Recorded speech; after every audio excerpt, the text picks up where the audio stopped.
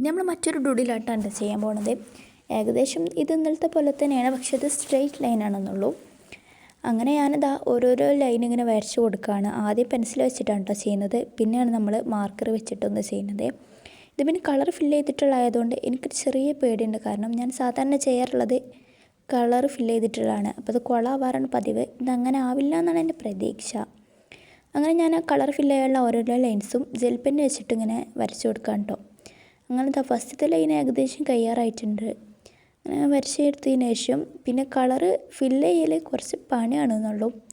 മാർക്കറൊക്കെ വെച്ചിട്ട് ഫില്ല് ചെയ്യാമെന്നാണ് ഞാൻ വിചാരിക്കുന്നത്. പിന്നെ ഇന്ന് പൊതുപരീക്ഷൻ്റെ റിസൾട്ട് അറിയണതുകൊണ്ട് ഒരു ചെറിയ പേടിയുണ്ട്.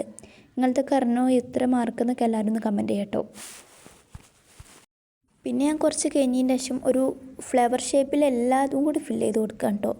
കുറച്ച് പണിയായിരുന്നു നേരത്തേത്, അപ്പോൾ ഇത് ഞാൻ ഇങ്ങനെ ചെയ്ത് കൊടുക്കാൻ വിചാരിച്ചു. അങ്ങനെ ഓരോന്നോരോന്നും ഇങ്ങനെ വരച്ചു കൊണ്ടിരിക്കുകയാണ്.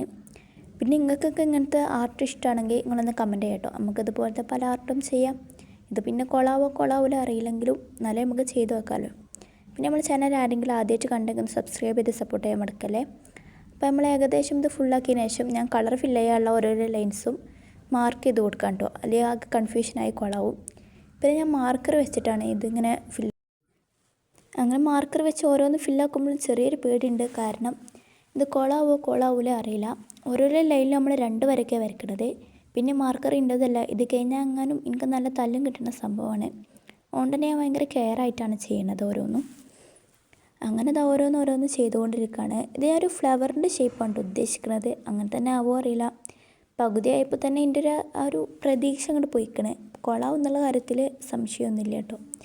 അങ്ങനെ നമ്മൾ വീണ്ടും ഇങ്ങനെ ഫില്ല് ചെയ്ത് കൊടുക്കുകയാണ്. തളരാതെ ഇങ്ങനെ ഫില്ല് ചെയ്യാൻ കേട്ടോ നമ്മൾ ഓരോന്നും. അങ്ങനെ നമ്മൾ മാർക്കറായിട്ട് ഫില്ല് ചെയ്യുമ്പോൾ കേവിലാൻ വിചാരിച്ചിട്ട് ഞാൻ പെയിൻറ്റ് ബ്രഷൊക്കെ ഉപയോഗിക്കാൻ വിചാരിച്ചു. പിന്നെ ഏകദേശം കഴിഞ്ഞപ്പോൾ തന്നെ മനസ്സിലായി ഇത് കൊളായിക്കണമെന്നുള്ളത്. ഇതാണ് നമ്മൾ ഫൈനൽ ലുക്കിനൊന്നും കാത്തു നിന്നിട്ടില്ല.